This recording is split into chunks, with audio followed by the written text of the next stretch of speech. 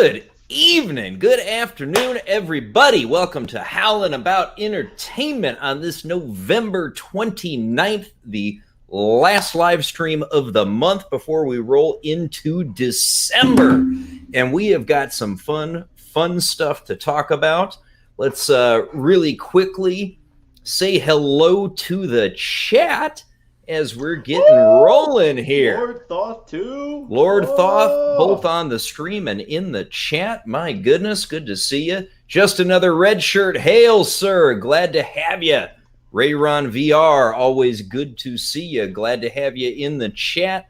Mary G, hello. How are you? Max Rottenstein. Oh, you denounced Mandeep Gill. Well, I denounced Mandeep Gill. That was, I did not get it into the description, but we can definitely take a few minutes to talk about that Doctor Who trailer that finally dropped today. Ooh, I'm not a fan. I am not a fan. That makes two of us. Oh. I'll stand back and stand by while I see this one go. I need to get myself one of those Australian remotes so that it doesn't hit my screen and it comes back to me after I throw it. Man, it's in the spirit of the holidays, I did a little decorating here behind me. You see this? This was my girlfriend's idea. It was brilliant. I love it. Got a little holiday wreath behind me for Christmas. Some spirits. And you're kind of a big deal there, I see. Yeah. That's also a gift from my girlfriend. Oh, gifts that keep on giving. She knows me and my love of coffee, and she thought that was hysterical to get this giant, big, oversized coffee mug, and I absolutely love it. It looks like a big deal to me. I'm just saying, it looks like a big deal to me. Nano Reaper, I should push back to get after sundown because of deer season in Texas. That's, I will take that under advisement. I will take that under advisement, sir. And Rayron, take your bets. How bad are they going to ruin the Daleks and Jack? Oh, what a good question. Before we get into talking about that Doctor Who trailer, though, I do want to take a couple of minutes. We did have a passing today of one of the greatest actors from the original trilogy of Star Wars. We lost David Prowse today, who was the man behind the suit of Darth Vader. And, oh, man, I'll tell you what, that Draco, welcome, sir.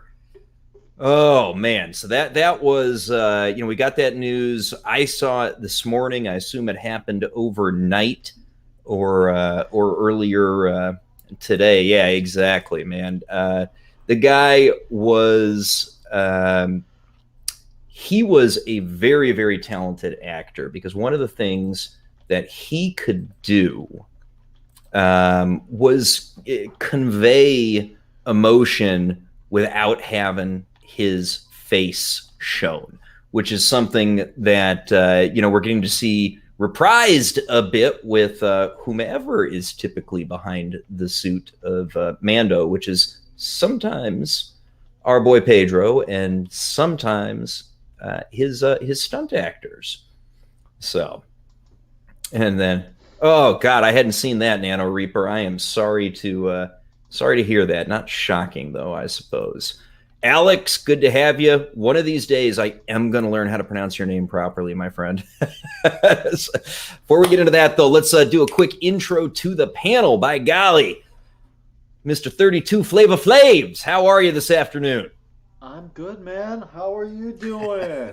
I am still hunting. What are you drinking tonight? Oh, tonight I'm going for the energy. No alcohol right now. Right now I'm doing the Rockstar Hardcore Green Apple. This is gonna give me that second win, because I've been going at the round since 5:50, and I want to make sure I go up until 5:50 a.m. on 24 hours. But right now, feeling good though. I'm really excited about The Mandalorian, and I had a moment of silence for myself for Mr. David Prowse. I mean, what a towering presence. And we have a great crew on deck tonight to talk about it. This is gonna be perfect because I'm sure we're all ready to all have our piece on the subject matter that is Mr. Prowse and Mando, and of course hearing you guys gonna go off on new. I'm gonna be. We're gonna. I want to hear a vote in the chat. Should we go into that which we hate first or that which we loved? Hate, obviously, being the Doctor Who trailer, and love. This week's episode of Mando was absolutely Star Wars. I don't know what to say. Right? I mean, that's the best way that I could sum it up. See, Rayron saying love. All right, we'll let the chat chime in. Lord Thoth, give us a quick introduction. How are you today? Everyone. Great to see you. Great to see you, Jake D, 32 Flavor Flavs, and Draco. Nice to see you there, too. And everybody in the chat, thanks for coming out. We're going to have a good time. Excelsior. Good to be seen. Am I heard as well? You are. You're coming in really deep. A little ASMR Draco this evening. After hours with Draco. I'm actually trying out a new audio setup from work because I hate the noise. You know I hate the noise. I hate bringing the noise, but we like how that noise. Your sound is. I should say deep rather than low. You like it's very, very Barry White tonight. Is that good, baby? Yes. I love it. Good to you, baby. Yeah. With the background noise, I almost feel like I'm in a spa there. I got that background noise. Ready for the masseuse to come in?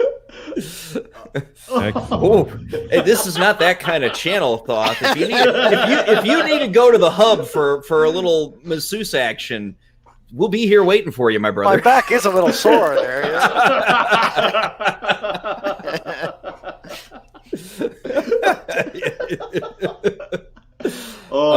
is going to be a very enticing stream tonight. Indeed. So the chat seems to think we should start off with Doctor Who, my friends. Oh boy, Doctor Who. Get out of the way. Why must we? A big shout out to the guys that all had their say on Nerdrotic's channel there last night too. All that crew from across the water, most of them who've all been Doctor Who fans all their life. They really brought it last night. That was a great stream. They did. My oldest daughter actually listened to the last couple of hours of it. And she thought it was great. She enjoyed the hell out of it. Okay, man, but we got the trailer. Oh my God, if they had only had the trailer before they had that stream yesterday. Because holy shit.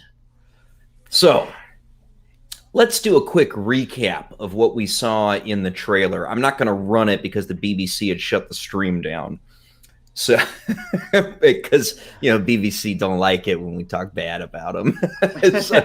Yeah. Whoa, shocking. Oh. Like it when you talk bad about their bad product. How odd. I know. Crazy, isn't it? So, here's our trailer. The fam is hanging out in their stolen TARDIS that they somehow know how to pilot. They got it back to Earth, at the end of the Timeless Children reveal, and they're sitting around the table and they're sitting around their TARDIS and talking about their feelings, and they're pretty well convinced that in the absence of the Doctor, that the Doc would want them to protect the Earth. Those useless pieces of shit are exactly who the Doctor would want to protect the Earth, I'm sure. But no, there's more. There's more. Ooh, Billy May style. Oh yes, but wait, there's more. So, our Orange Man stand-in is back.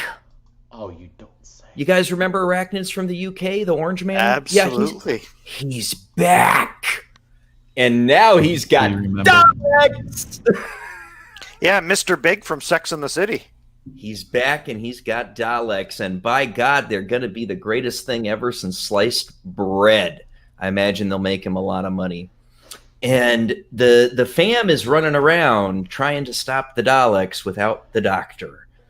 And not only are they trying to stop Daleks, they are trying to stop Daleks outside of their tanks.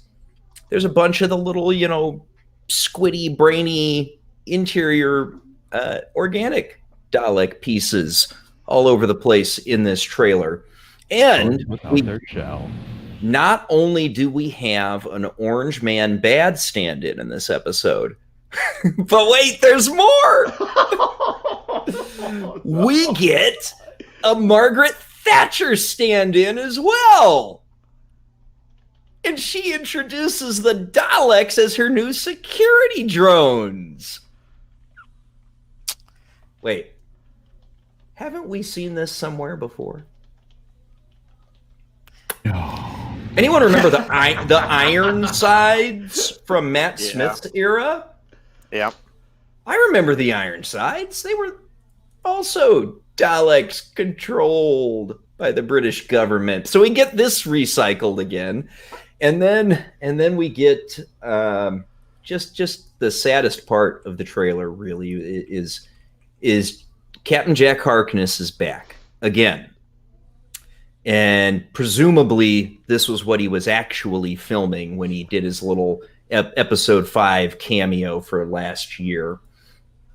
And so Captain Jack pops in, and we got a very good picture of exactly the hierarchy of the BBC's woke pyramid. So remember, the actor who portrays Captain Jack is legitimately a gay man. And he portrays an LGBT... Yeah, Barrowman is a gay man. And he portrays a pansexual man in the show whom... he'll get with anybody and anything, and he gets insulted by Yaz. So we have some insight into exactly where people fall in the BBC's hierarchy of oppression. So clearly, woman of color is above white alphabet man, according to the BBC, because Yaz was not at all holding back on her insulting of the white alphabet man in this trailer. She was checking her boxes. Very much so. And clearly John Barrowman is below Yaz on the pyramid of oppression, according to the BBC. So, but we do get, now, believe it or not, there was a little teeny bit of the first Doctor portrayed by Jodie Whittaker, whom we will lovingly call Dr. Karen, in this 1 minute long trailer. We did get a very, very brief voiceover from her, and she was looking very, very depressed and sad in her space prison. There's our trailer, ladies and gentlemen. All right, Thoth, I want to know what you're thinking, brother. I know you're ready for this one. Okay, so let's start with Captain Jack Harkness's arrival. John Barrowman, love him, great guy. I think that he just loves playing Jack Harkness. I think that that's why he came back, and I also get that being in the LGBTQ community, he's a really strong proponent for those kind of diversity hires, equal rights for everyone, that kind of thing. So I think that he feels that by appearing on this show, he's helping that cause, and all the power to him. But I just think that this is a terrible, terrible waste of the character. I watched the trailer a couple of times. His appearance, it's kind of grating to me, and I never thought I'd say that about Captain Jack. I didn't like what I saw of him, and as you said, the hierarchy of this whole situation. It's awful. Now, of course, we have Chris Noth there, who plays Jack Robertson, the slimy guy from Arachnids in the UK, which was probably, if not the worst episode of all time, right up there in the top 2 or 3. It was awful. Non-historical Doctor Who episodes, I should say. So to bring him back, like, why? What's the point? And then you've got this this female Margaret Thatcher stand-in who looks awful, and just every time she appears on screen, I'm going, what am I seeing here? So the acting still seems wooden, and of course you get the one standout, right? Graham and is the one standout in that team. I think that I'm surprised we're seeing Yaz, Ryan, and Graham back. I figured that unless this is going to be their swan song. The doctor in the Jadoon prison was kind of interesting. I thought it was kind of interesting, but seeing all the little marks on the wall I would take it those are days. That's a lot of days that she's been trapped there. So I don't know if this is going to be right after the Timeless Children, or the Timeless Child, I mean, or if this is going to be sometime afterwards. We'll have to see. But this is just so underwhelming to me. It's so underwhelming. We don't know. I mean, and hell, for all we know, she could be marking off years. This is the Doctor, after all, who is now completely and 100% immortal.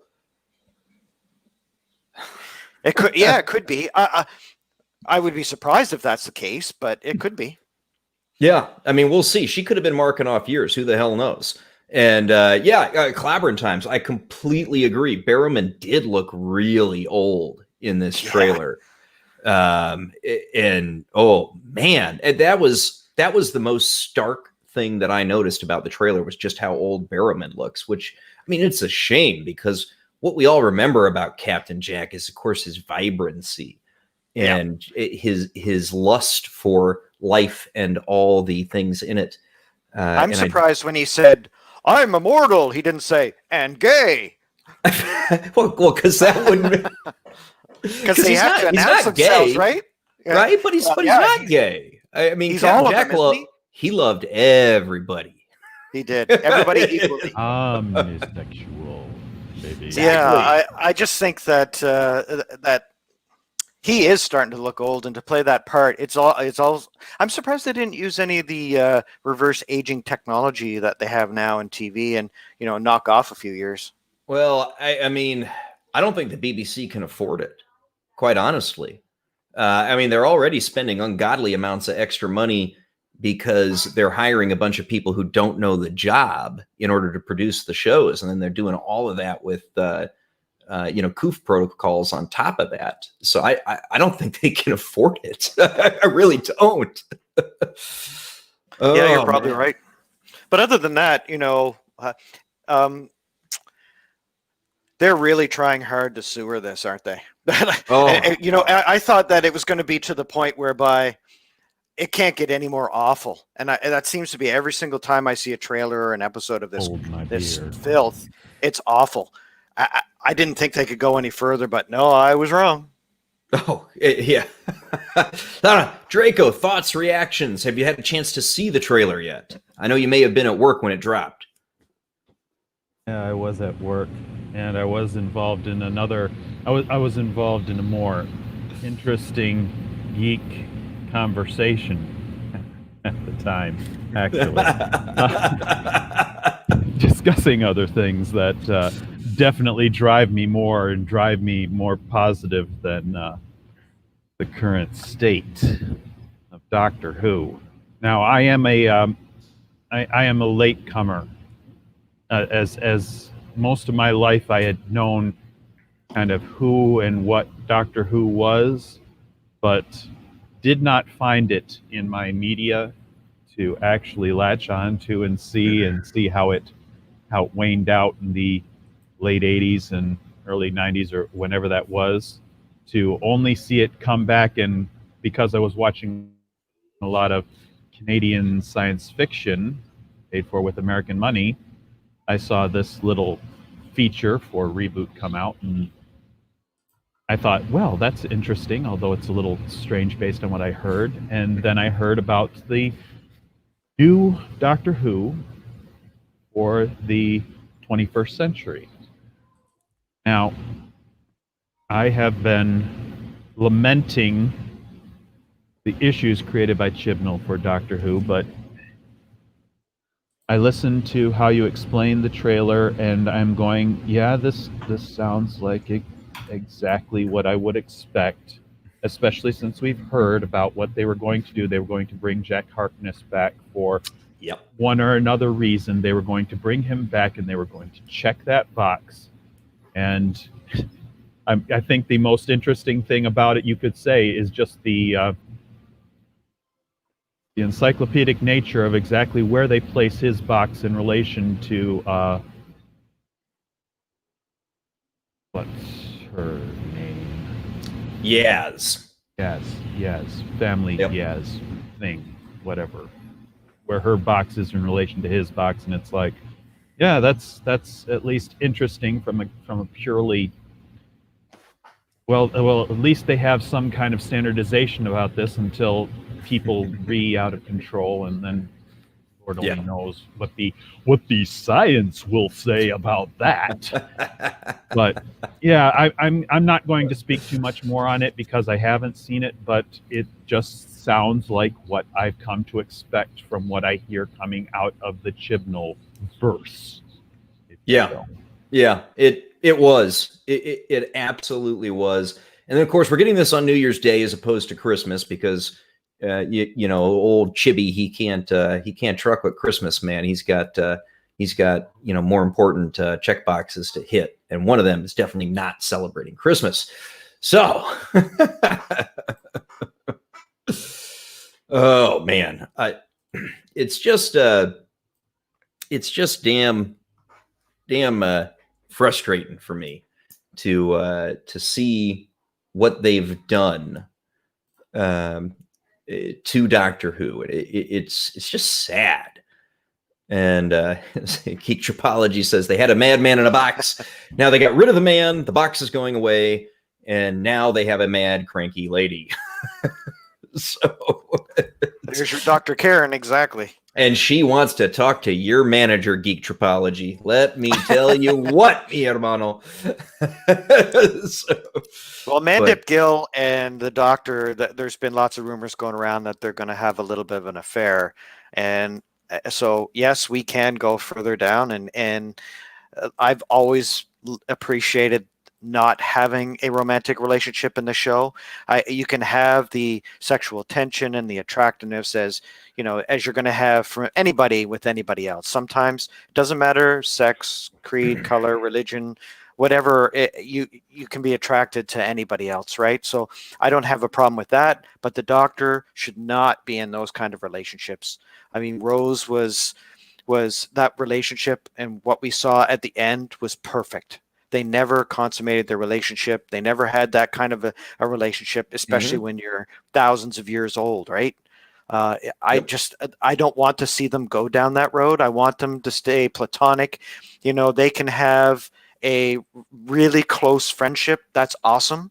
I love that idea. But if that's what's going to happen, that's just going to destroy the show even further, in my opinion.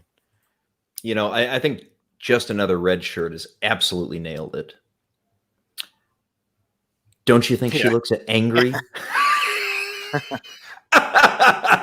Which, for those of you who are Whovians like Thoth and I, this is a throwback to the beginning of the David Tennant era when he took down Harriet Jones, Prime Minister, but with 6 words. Don't you think she looks? Don't you think she looks tired? That's right. That's a deep cut. Just Another Red Shirt. I appreciate that big time. I actually appreciated that episode too, and how he did it without violence. Yeah, he did it with just a few words.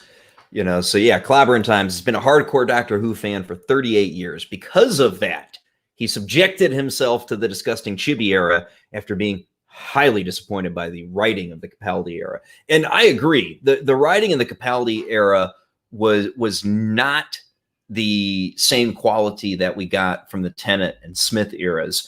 And yet Capaldi still made it work because the dude was that talented. In terms of acting prowess in the role, nobody comes close to Capaldi. I mean, it's my personal take. The guy, he believe it or not, and then this is heresy for longtime fans of Doctor Who. Capaldi is my number one. He displaced Tom Baker for me. Well, he just has a charisma. He's got that natural charisma where he walks into the scene and he just chews it up. That's what I loved about Capaldi. The writing was awful, but I think, like I've said many times, is Capaldi was the perfect choice for the Doctor at the absolute wrong time. And I think that if he had had some good writing, we'd still be watching Capaldi episodes. God, give me Capaldi even in a bad episode right now. To quote David Tennant, he didn't want to go. He was forced out. Yeah, that's sad. It's very sad. It's very sad. But you know what? If Chibs was coming in, I would not have wanted Capaldi in there because, my God, what they would have done to him. I'm pretty sure Capaldi saw the writing on the wall and saw what was going to happen. And even if he was forced out, I'm pretty sure he could have gone kicking and screaming, but he didn't. He saw what was going to happen, and he said, okay, thanks for the paycheck. Yep. He kept his mouth shut. And, to his credit, he's been a consummate professional. And he, as much as I wish he would trash this era, I know why he doesn't. Right. I mean, I would, God, I'd love to see him come out and talk about how bad this is, but he won't, and he shouldn't, as much as I want him to. So. I still think that I appreciate the Doctor Who PTSD support group that we've all been in the last several months with the Fandom Menace. All of us, we've all been in this together. We're all going kicking and screaming because we love this so much, and it's so sad to see something we love go down the tubes like this. It's a travesty. Yeah, it is, man. It is. Completely understood by so many others. Yeah. And it's I mean, as bad as what they did to Luke and Han was, what they did to the Doctor was so much worse in so many ways. As bad as what they did to Spock was, what they did to the Doctor was so much worse. Let's not talk Star Trek. Well, I'd like to bring up what Clobberin Times is mentioning about this, because this is a matter of personal preference, and I would say yes. The writing basically killed the whole idea about Capaldi's Doctor, but if you consider his act, how the representation, his gravitas, his everything that isn't the words that he is being forced to speak. Mm-hmm. Just think of him repeating some of the lines from another Doctor. I mean, I didn't even know Capaldi was cued for the Doctor when he was on his run, and I had seen him in a few other things, and people said, "Oh, that's the guy that's playing the Doctor. Oh, he must be good." That was my thought, because that's what I thought of that guy fitting into this role without ever seeing a moment of it. But Clobberin Times brings up the main issue. It's the writing that destroyed him and his run as the Doctor. Yeah, absolutely. I mean, on his way out, Moffat lost whatever it was of the magic that he hit on during the time of Tennant and Smith. It went downhill really rapidly when Capaldi took over the reins. Even before that, really, when Amy and Rory left halfway through season 7. But we can't forget, we've talked a lot about the Mandalorian being a supporting role in his own show. Well, Peter Capaldi was the exact same thing, and that's one of the reasons why he will never be in the top 3 or 4 tier Doctors like Tennant and Baker and Pertwee, and we can go on and on. But look, I get what you're saying, that you liked him. I like him as an actor, and I think that he made the show barely watchable. But when Clara was there as really the star of that show, that just drove me crazy. And I like the actress; she's really cute.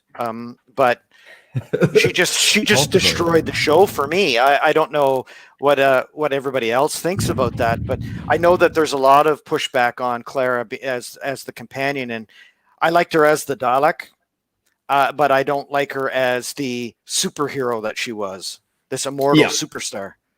Yeah. She had her moments, and I know it's an episode that most people despise, but I loved her in Flatline. She pulled out I some really good did. She pulled out some good acting. There were some episodes and some scenes where she really showed that she is a talented actress. But I just think that character was awful. Yeah, I completely understand that. I mean, I get where people are coming from on that, and it was. Clobber and Time's point here, right? He was written as a downright nasty piece of work. On some level, even a grumpy doctor has to be likable and accessible.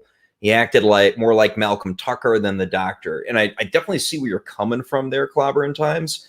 But I think about some of the moments that he had, like let's go from his very first episode in Deep Breath, when he's examining himself and trying to figure out why he is who he is at that moment, and the gravitas that he brought in that scene with the bum, when he's looking at his face, and he ends up taking the guy's coat from him and everything. I mean, there was just something there that, from a performance standpoint, nobody else was able to equal in the role, from where I'm sitting, at least. But that's still a performance. That's still, it's the guy playing the role and saying the words.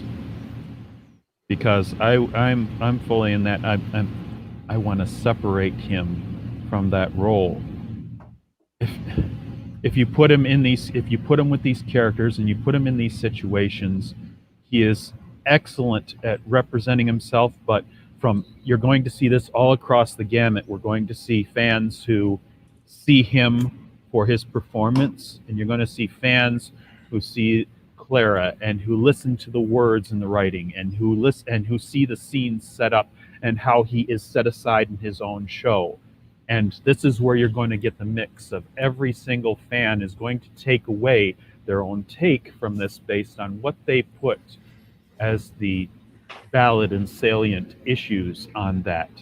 You care, Jake D, you care significantly for his performance and how that colors the material and how interesting that is to you. While others are looking at him sidelined, they're looking at Clara in her worst moments, as written as she is, and it sours on the vine. And Alpha Omega Records makes a good point, and he's not wrong based on what we've heard coming out of the BBC, and that was that Moffat was forced to push that direction, particularly as the Capaldi era progressed, which contributed significantly to the increasingly poor writing. And I don't think he's wrong. There's a school of thought out there that says part of the reason Capaldi was brought in was because Moffat knew it was going to be the last male Doctor for a long time. And so he went as toxic male as he could. I mean, there's great. Or better or worse. Yep. Indeed. Latino Slant. Polly, are you in? You popped in and out there. Yeah, man, just testing stuff out. Very good, man. So not really. I was just I just hit the wrong button. Too many windows open. Old man windows here. Happens to the best of us. It's all right. I boomer stuff all the time too.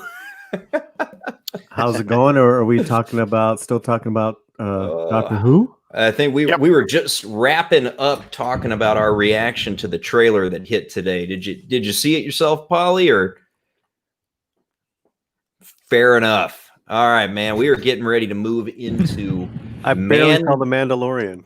Mando chapter 13, man. I think it's time to transition. That's enough of hating. I want to save that for another time. Yep. All right, man. So Mando chapter 13. So we got the name, guys. We got the name. Why? Grogu. Why? Grogu. Grogu. Are we starting with how much I hate that name?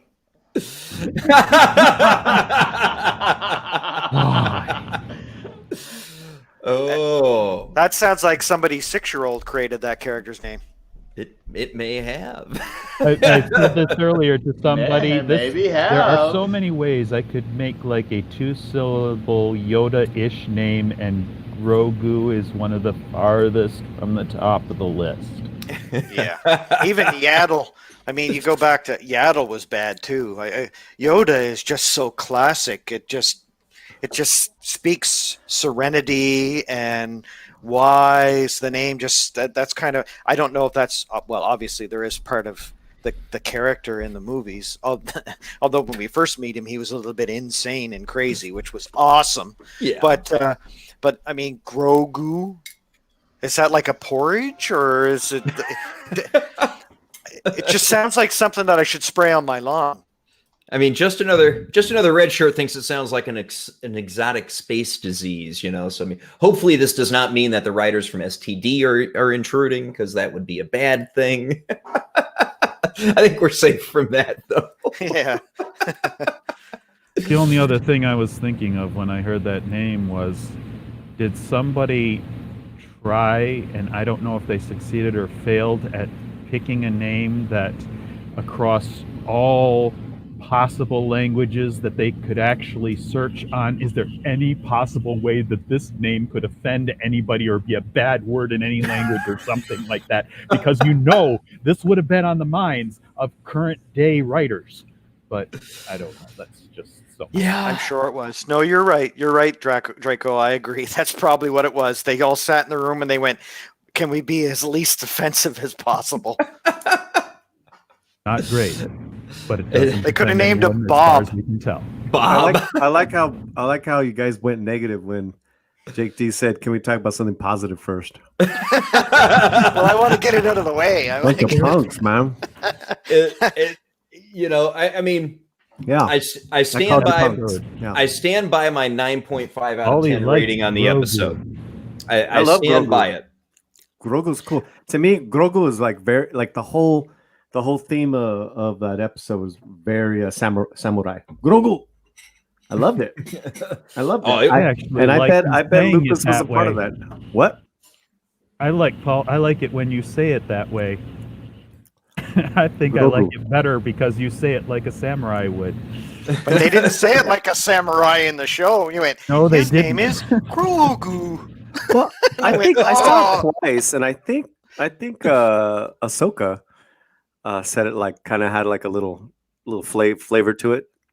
A little Flava Flav. But yeah, Enough Nick of Flav. my God, don't make me regret getting on here, Draco. Well, I think that Jake's I'm a little punchy right overcompensating now. for his last review was, I think it was the only negative review on the internet for The Mandalorian, the last one. So now he's going 7.5. Wow. No, I went 9.5, man. I went 9.5. Or 9.5, I meant. Yeah. This one, yeah, 9.5. What was it was the one with Katie Sackhoff, right? Was it episode 12 that you didn't like? Yes, Or no? that was the one with, Yes. with Gina and Carl Weathers. Oh, that's right. It was, yes. Yeah, and it wasn't. I mean, the problem I had with it was I didn't like the performances. I thought the performances were poor, particularly in comparison to what I know Gina and Carl are capable of. It was like they phoned it in. I don't know what was up. Something was off on the acting performances. But going Yeah, I back to actually the agree with you. Go ahead, Paulie. Sorry. Going back to the names of Star Wars, I mean, that's a really good point. That every generation we've always had a problem with some of these names. I mean, Yoda was such a weird ass name back in 1980. Jar Jar, Qui-Gon, and then all these exotic names. So to me, this just falls in line with that. Yeah, Ahsoka Tano. It's like, I didn't mind the name at all. I know some folks some folks on the panel even have had some kind of, WTF reactions to it, but I didn't mind it. I thought it was fine. I didn't have strong feelings about it one way or the other. It was a Star Wars name. yeah. Well, going coming back to after Ahsoka coming Tano. after you, Lord. I'm coming after you, Draco. I'm coming after you, man. I'm Bring coming it after on, you. brother. Bring it Hard on. and strong, brother. Yeah. Not today, Lord. Not Because today. I got an opinion. Not today. You gotta bring the hate. Oh, what do you? I'm hate. And you're gonna bring Hey. the punching and stuff now. It's Oh, like, I'm just saying what? I that gotta defend I'm pushing myself. back. So I'm geek, pushing geek back. I'll put on tripology. the gloves and get in the ring, man. As long as Cara Dune's the referee, I'm good to go. Geek Tripology's looking forward to a Cara Dune Ahsoka crossover, and he does not mean on the hub. Not in Pirates 2. I think that the names have been kind of strange, but that's cool. Like, we go back to when Ahsoka was first introduced and how much hate she got in the genre, right, from fandom. At first, it was a lot of negative pushback. They introduced that character, and when I watched it, I'm a Clone Wars fan. I've seen all the animated series and, of course, Rebels and that too. And I liked her right off the bat. I thought it was a perfect foil for the other male characters in the show because it was so male centric. And to bring her in as this kid, and she gave as good as she got, that's why Anakin called her Snips, right? And why she called him Sky Guy and not Master Sky Guy, right? So there was that dichotomy between the training that she had received, but she was this smart mouth kid. And so I liked her name right off the bat, and I liked that character. So it's great to see the evolution of that character in this episode, and I think that she's an excellent actress to pull it off. I have some issues with how this kind of seemed like it was an episode that could have been done in probably 25 minutes as opposed to 42, but I just wanted to get more and more of her. Like, every single character that we've had as guest stars in this season have been outstanding, in my opinion. Yeah. So what would you give us a number score out of 10 for the episode, Thoth? 8.5. 8.5? Not bad. Not bad. Polly, where are you coming in at, brother? Yeah, I'd probably give it a 9.5 like you. I mean, this is an exquisite piece of work, man. I mean, this is the best thing Disney Star Wars has ever done. I mean, it's not even close to me. It's just from the filmmaking to the Japanese motifs to how these two women fought against each other. Like, it's just badass, man. Diana Lee Inosanto, her dad's Guru Dan. Guru Dan is Bruce Lee's first student in life, and he's still alive training. I did not know that. Yeah, he's still alive training people from Denzel Washington to high level athletes. So to see Diana Lee Inosanto as the magistrate, whatever her role was, she was great.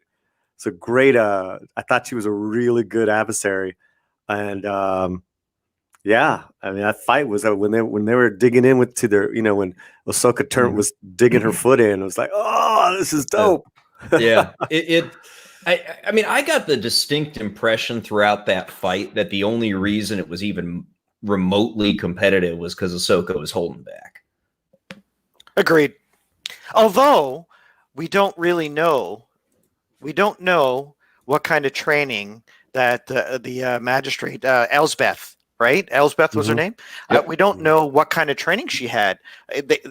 Of course, she name drops my man from the extended universe, the good Grand Admiral, right? She drops my favorite EU character of all time. That was sick. Yep. So there is no way that if she's one of his people, that she is not an exceptional person. So whether it was training, for her to go toe to toe with a Jedi like that, we can't forget that she must be an incredible fighter as well. However, I agree that Ahsoka was probably holding back because she wanted to know where Thrawn was, and that's a big part of it. I also think that if you consider what the spear was made out of and what effect that has on Jedi weapons, there could have been a lot of the kinetic and potential energy that was being thrown around in that fight could have been kind of either bounced back or just negated entirely by the Beskar armor, right? Or the Beskar sphere. So that could be another thing to consider too. I'm going to stand by from my original reaction video.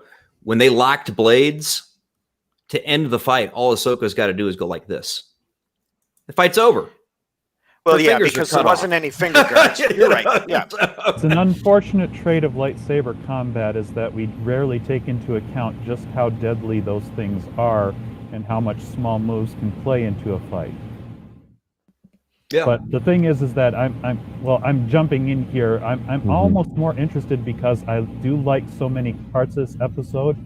I would appreciate Paulie's opinion on how did he feel about the fight, because as a martial artist who is trained and who recognizes several traits, did he feel that it lived up to any sort of standard he would see for representative of other of using fighting styles in media like this? Because that I would take that as a qualified opinion of someone who is used to that.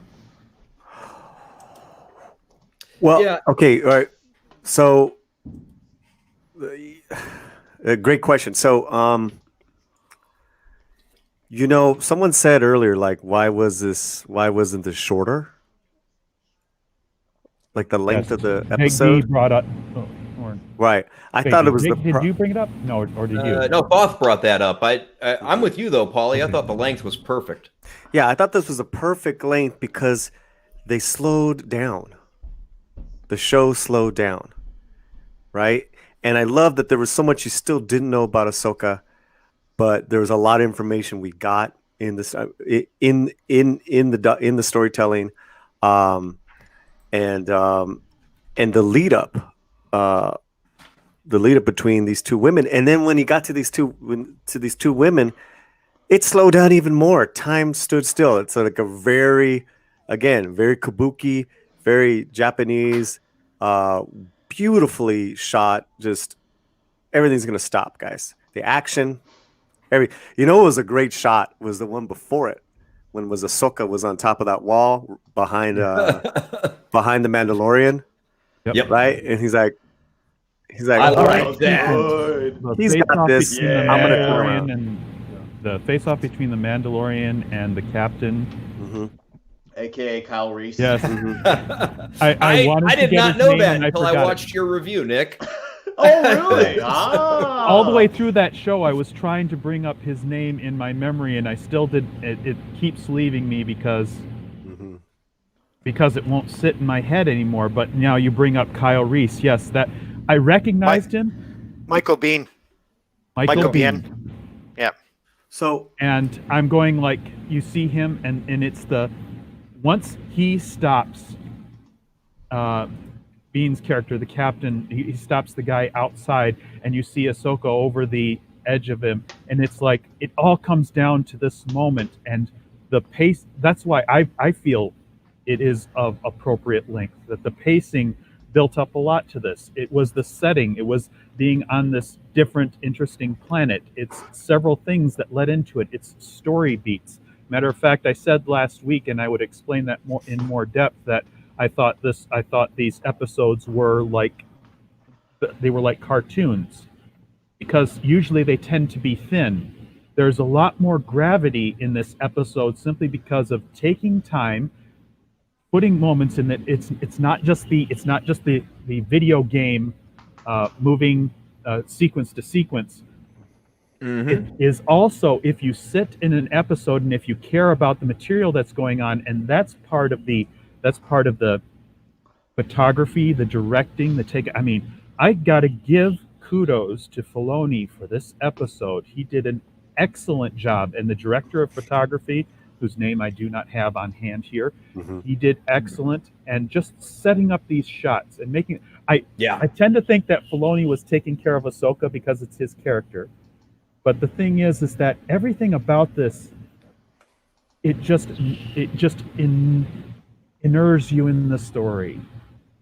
It makes you feel more part of it, and it makes the story mean that much more. It feels right, and all that build up to the standoff between the captain and the Mandalorian, and the standoff between Ahsoka and Elspeth.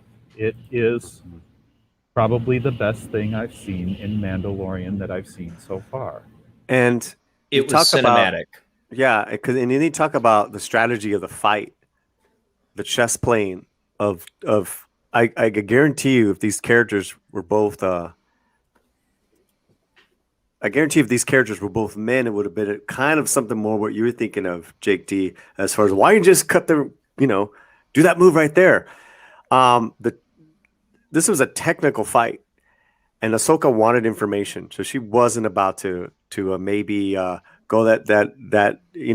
go that extra level, go that extra darkness, because you got to remember she already slaughtered a lot of her people.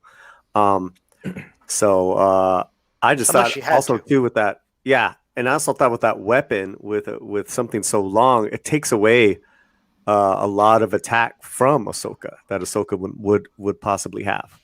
Yeah, You know? it was definitely. I mean, I liked the fight.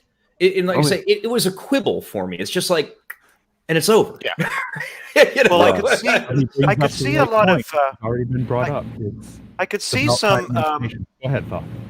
yeah, I could see some there's some styles there that I saw. There's a little bit of kendo. I thought I saw some, because it's short attacks. She knew that she was kind of in that kind of stance where she first sets up with her foot in the back and then the other one in the front. She stayed in a kind of a kenjutsu or maybe a kendo kind of style. Just a fighter stance. It's just Exactly. It's a balanced fighter stance. That means you can leap, you can go forward, you can go back, and go side to side. Yeah. Yeah, exactly. You can go offensive, defensive, and it's a foot forward, foot back kind of style. I'm as a martial artist myself, and so I thought that whoever was doing the choreography did an outstanding job in that fight. Better than the other fights in the jungle and stuff where she's just chopping the bad guys up, right? Because obviously she's way overpowered them. That was a different kind of style. That was more aggressive attack. But in this fight, she knew that she wanted to get the information, but she also, I don't think she was really familiar with fighting that style against a spear made from that kind of material. She is more used to going either lightsaber to lightsaber or lightsabers to lightsaber. And so she didn't know this opponent. And I think as the fight went on, even after she lost her first lightsaber, she still was kind of defensive, offensive minded. She wanted to find out the information, just exactly as you're saying, Jake D. She didn't want to go in all in and then just kill her by accident, because that was a deadly, deadly fight. And she didn't want to overextend herself too, because that spear looked pretty deadly too. Yeah. And then also where she was coming from, and then how old is Ahsoka at this point as well? I mean, She's not a spring chicken. She's got to be 50? Yeah, give or take. Right. At least, Right. probably. In that neighborhood, yeah. Because she's like, 12, 14 when she's introduced. And then At the early years of the Clone Wars, and we've gone on 26, 27. Yeah. About 27 years now. Well, she's So like she's- Bo-Katan. She'd be in her 40s at She's at least in her 40s. Yeah. Yeah. And she's so she's coming in pretty she's fought a lot of people, and she's coming in, and the magistrate is pretty fresh. She's ready to take Ahsoka on. Yeah, More like that's- 31 years. I forgot this is 5 years after the battle. 31 years? Yeah. Yep. Yeah. Yeah, so you're at least in your 40s, if not your 50s, if you're Ahsoka. We never get a firm age on her in Clone Wars. At least not that I recall. It's got to be Don't maybe remember. 12, 13. At least. Right. And we don't have a geriatric map of Shakti's and Ahsoka's PC. Correct. Yeah, we have no idea how that species ages. Not That's a really. Good point. Yeah, Togarutu's, we don't know. We've only seen a couple of them. So, yeah, you're absolutely right. And I also want to apologize for forgetting that Thoth also has experience in tactics and in hand-to-hand martial combat. Oh, no problem. and weapons. You have brought that up before, and I did recall Paulie had some experience in it. He's actually spoken to that before, and I've heard that in live streams. Yeah, so I want to bring up this point that Max said in the chat here. So wouldn't Yoda have thought of that ruined temple hack after Order 66? And my take on that is he probably did, but he also was aware that he was fighting against at least a couple of Sith. Yeah, he was hunted. He was who the would main guy. And they also would have noticed, calling out through the Force on the Seeing Stone at the temple.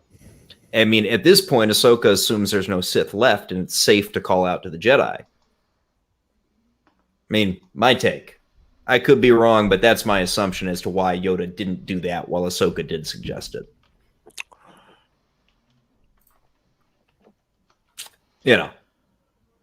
Yes. All right. I think that's an easy explanation there. All right, Nick, I want to hear a few more of your thoughts, man. You've been too quiet, brother. Yeah, right. You have all guns blazing. No, well, obviously, I really enjoyed the episode, and I really liked. I liked the contrast of what was going on between Morgan and Ahsoka's fight, and then they're being all guns blazing, and then Mando and Morgan's right-hand man were just like, they're the complete reverse fight where they're just waiting for the other to make a move. So one was all in, the other was the exact opposite of who's gonna get the shot type of thing. So I like the contrast there. And also I mentioned I really liked the way like the episode looked, like especially that green color palette. It was like a lime green, dark lime green color palette. I loved it. I'm a big sucker for color, so seeing that for me, I was just like, that looked really cool. And personally, I like the name Grogu.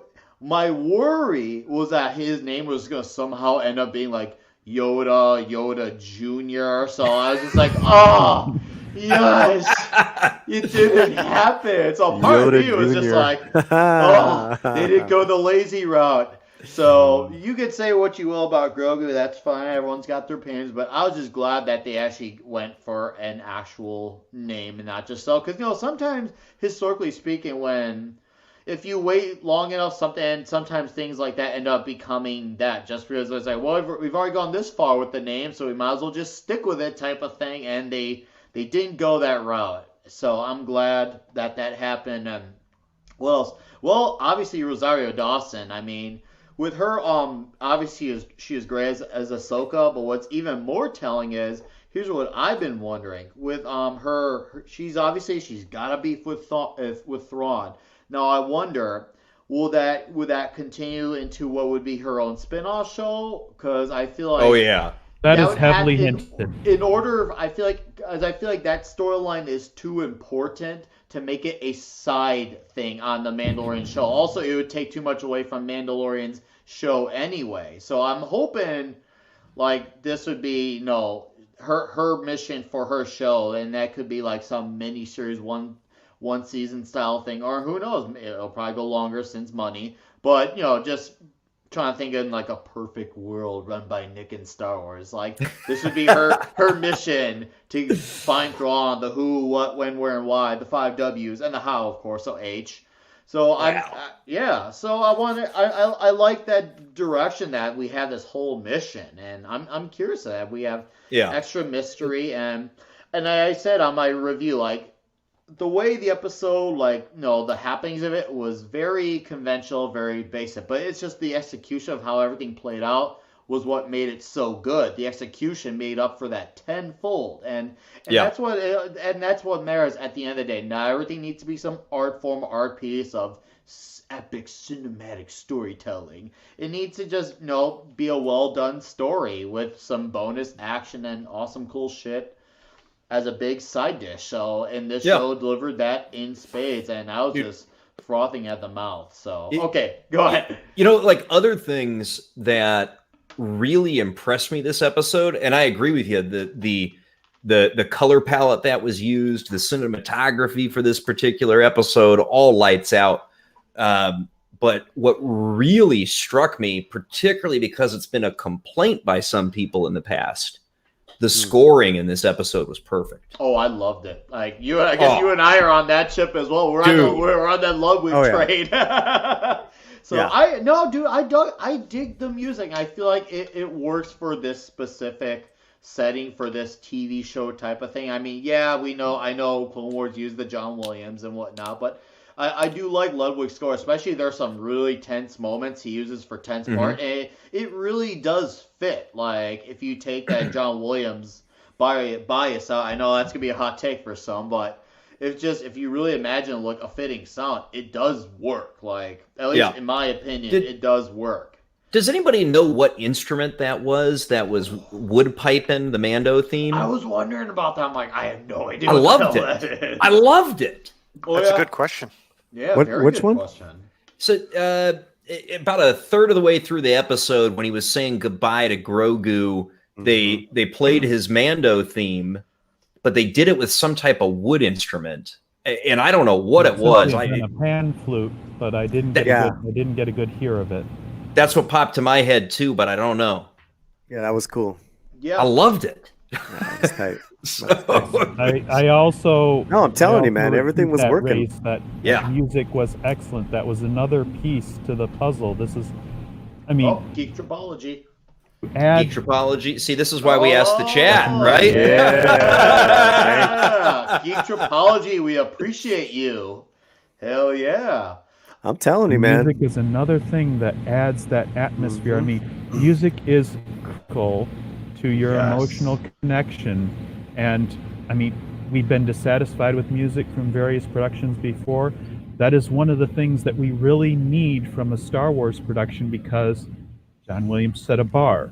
Anybody who's going to come along high bar has to fit that emotional connection to the material and put that into the music, especially in these moments. I mean, that really gets me into it almost gets me into a scene more than the words, if the music is well done. I mean, you can cover up poor dialogue for me with words until I start thinking about what's being said, because a well formatted and edited score just brings emotions into every scene. This is an episode we won't forget, one that I want to see again, and that means they've done something right, because now I really want to just keep picking it apart in a good way, like just getting all the nuggets. It's like, wow, man. I gotta also mention, I'm glad it didn't feel like the show was trying to marry Sue Ahsoka as well, because I feel like if they were going to marry Sue her, they would have had her accomplish everything without Mando, no matter what. So I just feel like, okay, she needs the Mandalorian's assistance. You see, the thing about that though is she probably could have accomplished that entire raid by herself, but she's also a highly experienced former Jedi. Oh yeah. And exceptionally well trained. I mean, she went toe to toe with, Ventress, Vader. I mean, it wouldn't have. I mean, Maul. She's got a history of being an exceptionally talented warrior. She's formidable. But if you think, and Christopher Lee, she went toe to toe with Christopher Lee too. Well, Dooku, Dooku. The thing is, but you could also say, there's a moment. There's the moment in here. What is Mando doing? Mando's taking the captain out of the picture. If he would have made it into the courtyard while they're fighting, if she covers the captain, she leaves herself open to Elspeth. If she covers Elspeth, she leaves herself open to the captain. And she was definitely at her edge of abilities. I mean, she needs that information. She cannot simply take Elspeth's life. Needs that information. She is doing a controlled battle, so she cannot do the absolute deadly moves and still gain what she wants out of it. She would have to run away again, and would they not get the opportunity to prepare again or to set up a defense against it? You can play this from strategies from many different directions, but that's really the thing. Now you have two characters who are at the top of their game. They're taking down all of these soldiers. Two critical characters are set against their opposites in the series so that Ahsoka can accomplish her mission and Mando can stand at her side and prevent her from being interfered with. Yeah. I mean, that's just assembly. That's excellent. That's how you set these things up. Set the bowling pins up, knock them down. Yes. And since you brought up Mando's standoff with the captain, I mean, can we talk about that amazing homage to Westerns that the showdown at high noon was in this episode? Mm-hmm. I fucking loved it. Oh, I did. I was like, "Ooh, here, who's gonna do it?" That was exactly what I was feeling in that moment. I was just like, "Oh, who's gonna get it?" So no, and once again, it was a great contrast because one fight's all in, and then the other fights the suspense. So I was just like, they really balance each other out. So, and I remember just thinking in my head like, God, that guy, I've seen this guy before. And then all of a sudden, credits, I'm like, oh my God, Mandalorian killed Kyle Reese. Not just that. Corporal Hicks from Aliens, too, right? Oh, yeah. I was waiting for the good, the bad, the ugly music to start in the background. The Jedi from orbit. It's the only way to be sure. Yeah, exactly. Right? I mean, that's dude. That standoff was amazing. I loved it. I did really like that. I did a lot. It was great. And then he just draws and bang, it's over. And I went, wow. So now we know he is a skilled warrior because that was amazing. Yes. We've been giving him a lot of hard time the last few episodes, I think, because he's being showed up a bit by everybody around him. But I think that really proved that he's an expert. That's right. Yeah. I mean, Alex, you pegged it exactly, man. It's Sergio Leone and Clint Eastwood couldn't have done it better. I mean, it was No. And those two names are exactly what was in my head when I watched that scene. Me too. Yeah. Meatballs. Where's the tumbleweeds? I figured since the forest was all burnt down. Yeah, right. Where's the tumbleweed already? Oh man, God, that was good. It was a good episode. Yeah, it was just a straight up great episode. Like I even gave it my rewatches. I'm like, is this really gonna have that repeat watch? And lo and behold, it does. It really does. Because sometimes some things you watch a few times, you still like it, but I guess you could say not as much. But it really does have that repeat watch, and you notice the more details. So, oh, that was my Drake. Okay, but no, just. You had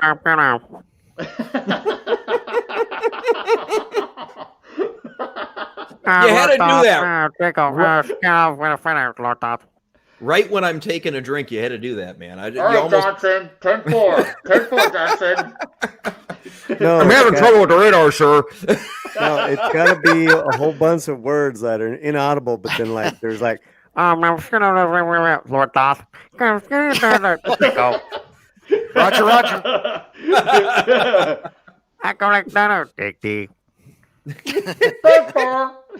I used to love those stupid ass droid voices, man. Oh yeah. What am I talking about? I still do. Yeah, you do. Yeah, don't lie to people. You used to. I know. My bad.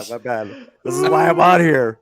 Oh man, that was Roger.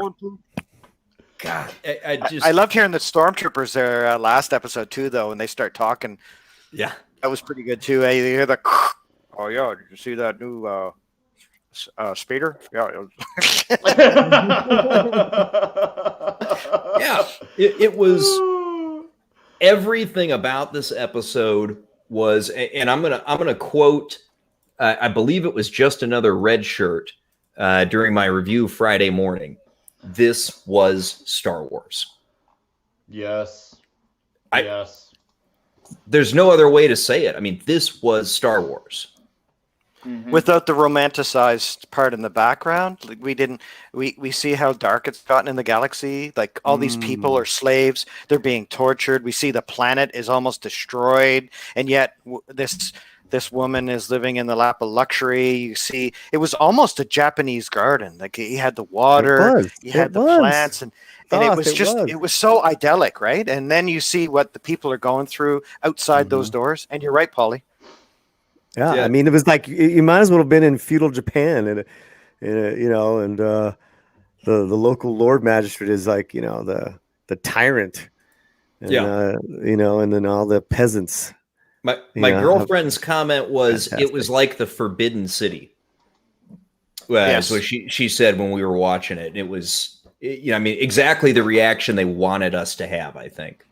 Well, yeah, she was the shogun, and we had the former magistrate or the former ruler was an Asian man too. And I like that little part that they put in there at the end where everybody's happy to see him, and that he was almost going to charge into battle to stop him from killing his subjects, right? So I like that part too, and it really was like a feudal Japan shogun kind of episode. It was sick, man. It was sick. It was good. Yeah, of course I have questions, of course, right? But I real like in the big question for me is, where is Luke in all of this, in the universe? How because they're getting closer and closer, but I realize he can't be everywhere. He can't feel everything. Okay, but I'm gonna suspend that for now, because I want some good Star Wars, and I don't want any more milk sucking Star Wars. Did you hear the rumor? Did you hear the rumor that Sebastian Stan could make a good Luke Skywalker? He looks the part, man. Well, that's been there. That's been there for a while. I would. But not maybe him mind performing, that'd be dope. Yeah, because he's a good actor.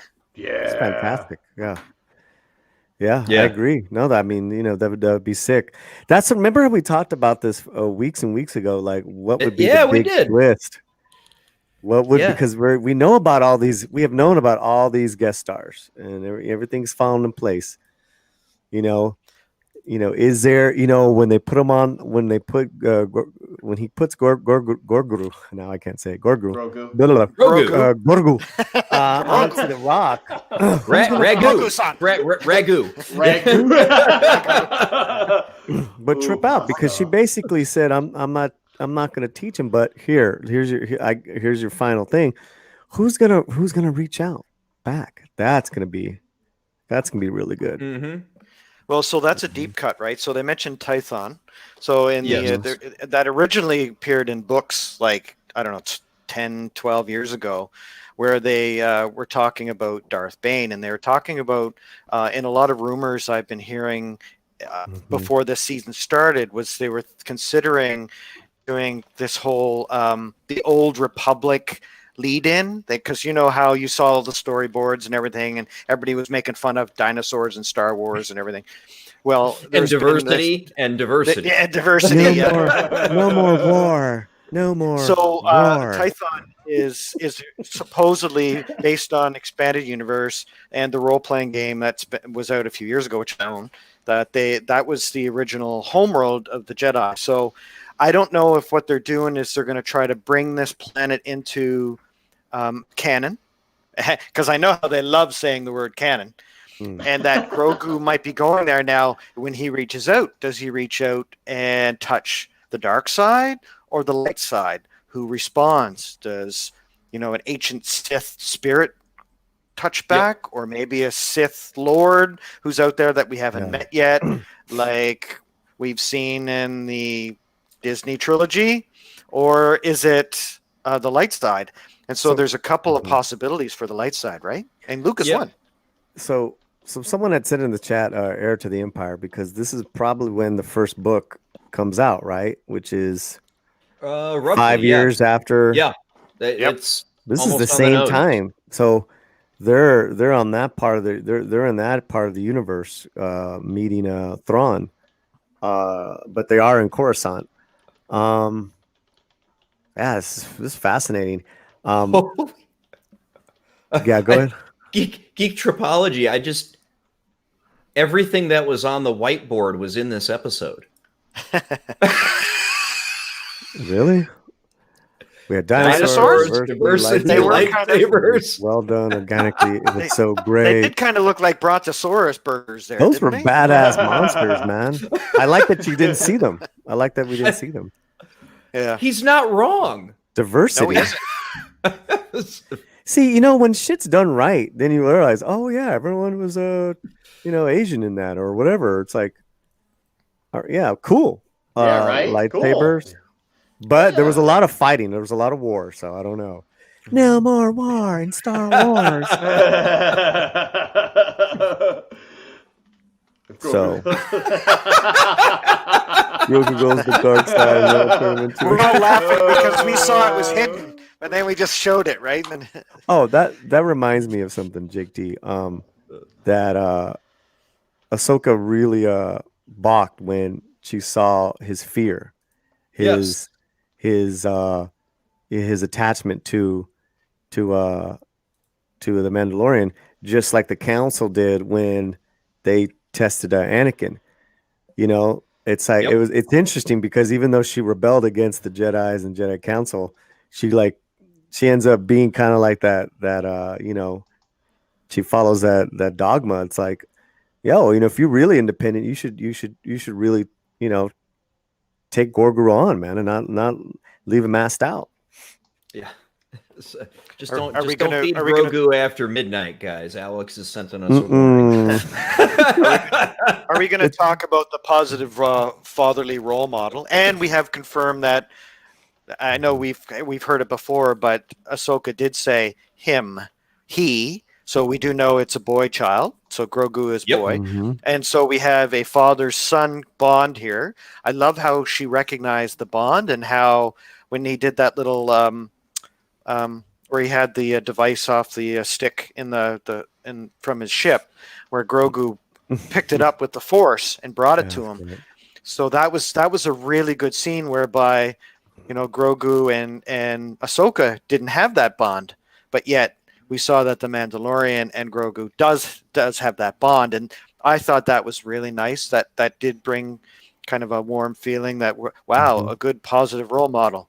Although being a Mandalorian and a bounty hunter and a killer, I guess that's kind of a challenging role model for your father. But beggars can't be choosers in 2020. Dark side Grogu confirmed. Yeah, right. I just want to say for Dave Filoni writing and directing, thank you for, even though Din Djarin is technically not a father, thank you for not doing the bad dad route.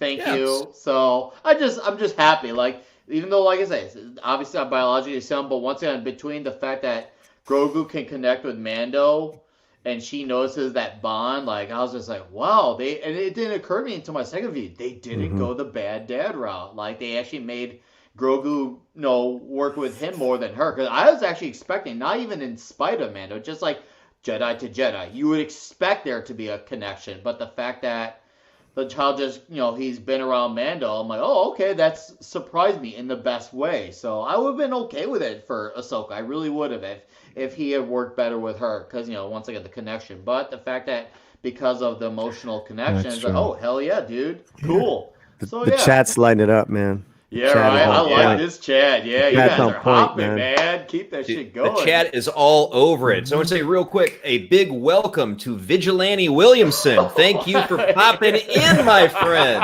Wait a minute. First. Whoa, I couldn't. Yo, hold on. Yeah. What? Jake D, you didn't say shit when I came on. You man. hear it because you kept disconnecting at first. Oh, man. He did. All right, whatever, dog. Whatever. What's up, Jake? He said, "Hey, it's Polly. Hey, there goes Polly. Hey, it's Polly. Hey, there goes Polly." I'm gonna be over here with my little ass violin.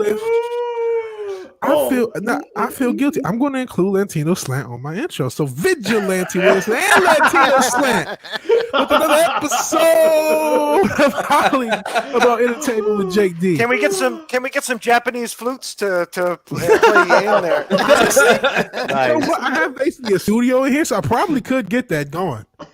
Hey, why not? So I probably could. Dude, how's everyone doing? Sorry, I'm a little late. Hey, good. Man, Late. Glad you could make it Hour at and 20 all, minutes man. late. Were you able to help out Vigilante Mama? Yeah, somewhat. Help her out with the treadmill. Still got to do more with it, but somewhat. So that was cool. Yeah, excellent, man. So, we were just getting to, I'm so glad you joined because I wanted to bring up a couple of things that you had in your review that I thought were dead on the money. And that was specifically what the next 3 episodes are going to be. So why don't you, this is straight from our man, Vigilante Williamson, and I'm glad you're here to say it yourself instead of me saying it. Perfect timing. Okay. So I did a live review earlier, so check that out on my channel. But basically, ending from this episode, I basically booked the next 3 because it's 8 episodes each season. So to me, episode 6, and I forgot the plan already. I want to say Trithon or something like that. Episode 6, they're going to go to that planet to have Grogu choose. We all know he's going to choose Mando. And my guess is he'll be kidnapped by either Moff Gideon or Moff Gideon's people. But on that episode, we may end with a cliffhanger with Mando. Episode 7, he'll get out of whatever cliffhanger, obviously, and then he'll gather up people, Timothy Oliphant, all the guest stars we've had will be gathered up from one big team to siege on Moff Gideon and the Dark Soldiers in episode 8. So episode 7 will be gathering up everyone. Episode 8 will be the final siege. So that's my guess of the next 3 episodes. Yeah, and I'm with you. That is the likely remaining arc of the season. Yeah, and we will end up where we started, where there's just I guess we won't because we'll have new characters for the story, but long and short, we're going to end up with Baby Yoda and Mando together, and we basically, like, this season really it'll have happened, but we won't really have anything much different except maybe Bo-Katan gets the Darksaber from Moff Gideon, and that would be probably the biggest story point. Oops, as I'm bumping the stuff. But yeah, that's the only thing I can see potentially changing. Yeah, it's I mean, for sure, we're going to have Mando dueling Gideon using the Beskar spear. I mean, definitely. Just mark that down right now. That is chapter 16. That's a major event in chapter 16. Yeah, they have to go mano a mano. Absolutely, I agree. Those are some great predictions, VW. That's awesome. Yeah, I think you're dead on the money, man. So I'm a little late. Like I said, didn't see everything. What did you guys think of Ahsoka Tano? And I also brought up in my review because I remember Jake D. I remember you being a little bit upset that Ashley Eckstein didn't really get the chance. Yes. What did you think of Rosario Dawson? I will right now give my public mea culpa to Paulie because he and I disagreed on this issue rather loudly a few weeks back. And Rosario Dawson was amazing as Ahsoka. It's definitely a shame that Ashley Eckstein didn't have the opportunity because I think she could have done well, but I doubt she could have been anywhere near as good as Rosario Dawson was. And Rosario was amazing. She was a perfect Ahsoka. I agree. I thought she did a really good job. I think she really channeled the voice good too, because if I closed my eyes and listened, I almost thought I was watching the animated series again. And I think a lot of her movements and mannerisms, I think she watched a lot of the episodes of the Clone Wars, the cartoon, and maybe even Rebels, and got a really good study for how she moved, because I thought for a live action version of her, it was excellent. And Jake D, I was in your camp because I was upset that Rosario was going to play this part, and now I'm like, wow, I liked it a lot. I thought she did an excellent job. Yeah, she was great. I mean, she was perfect. I don't know what else to say, right? Yeah, I mean, I think I said this before, or maybe earlier. Right now, I think it's the best casting of a major role that Disney has done. Yeah, I mean, I want her own show, because I think besides loving the character, it's such an interesting there's a lot of interest. Like there's a lot for us to find out about her story, where's she been, where's she going, and the type of non-Jedi she is, because she's not a Jedi. She left it. So, there's a lot of great storylines with that. So, yeah, man. Yeah, and when it's a great actor, you're just like, oh man, I want more. Dude, and you know what? I don't think you're going to be disappointed, Polly. I mean, one of the things that I think we've all commented on somewhat over the course of this season is most of these episodes have been setting up spin-off shows. Our guest stars, these were all pilots. Probably with the exception of Frog Lady. Oh yeah, never know. The amazing Frog Lady, the spectacular Frog Lady. The Frog Lady, the Frog family was kind of cute. It worked. No, it worked in service of what they were going for. The Froggers. Maybe they get a cute little animated series where you get these frog people on this planet. Who knows? You're just playing now. But I mean, you could see. I mean, there is a rumor that there is a spinoff titled "The Marshal" being developed, and that could be either Gina or Timothy Oliphant, or both. Or both. Yep. Like I said, I kind of feel everybody's going to come together within the next few episodes. And that's where we'll get some of the spinoffs. Maybe Bo-Katan and Gina Carano will go, whoever. However, I've heard an all-women spinoff. I've heard a lot of stuff. So what do you think of this one then? Here, I'm just going to toss you in a rumor here. So we saw Gina get that badge / whatever it was from the New Republic, Mr. Kim from Kim's Convenience there, the other episode. Do you think that she calls in the cavalry, and the cavalry is the New Republic, and we see them at the end too? Because if you're tackling the Empire here, there's no way that a group of ragtag marshals and bounty hunters and mercenaries are going to be able to take down the Empire. You're going to need something to distract them. And I don't know. Now we got Grand Admiral Thrawn name dropped here. Is he in league with Moff Gideon, or is this a completely separate? Are they taking us on a branch here whereby Ahsoka's possible story is going to go to Grand Admiral Thrawn, but we're going to the Moff Gideon side of things, and that maybe it's two different groups of the Empire. So we're going to have the remnants of the Empire. Was one the remnants, and is one the actual Empire and what's left of it? Or so there's a whole bunch of things here too that we're not considering. I'm wondering if that's what's going to happen, and she's going to use that little card at the end to call in the cavalry. Yeah. It's I agree with you. They, at a bare minimum, they are going to need at least some mid-sized ships to help out with dealing with Moff Gideon, because to Nano Reaper's point, he's got at least one capital ship. So yes, they are going to need New Republic assistance to deal with this guy. And so, I mean, Vigilante, you are so dead on, because like you said, he's going to get the band together in chapter 15, episode 7, and bring everybody in for a final climactic battle in chapter 16. And they're gonna need the Republic, Dave Filoni and his X-wing buddy. They're gonna need the Republic assets. Add some Y-wings. Yeah, add some goddamn Y-wings. Y-wing, B-wing, please.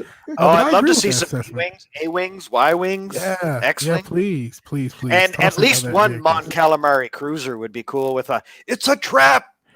Yeah. So I didn't see Akbar's around. He is available. Akbar's around, right?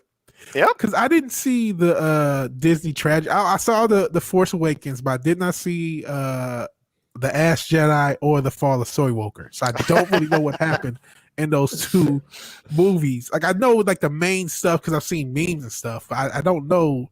Did they? But Akbar, he was in those, right? Or one of those. Yeah. He they killed him off screen. Off screen. Oh, TLJ. God. Wow. That's fucking screen. That's great. That's what you do to an iconic character.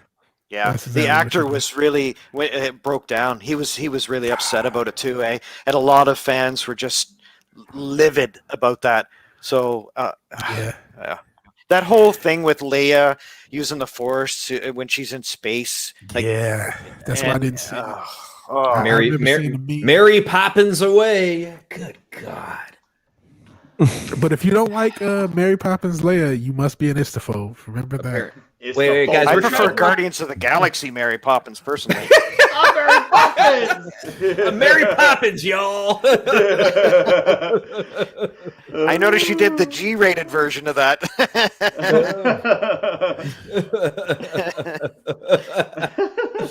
Oh man, that was. All right, now we got to get off of this Disney tragedy discussion because we're talking about good Star Wars right now.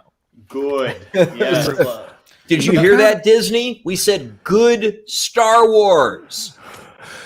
So, you know what? Speaking of good Star Wars, we're talking about potential spin-off shows.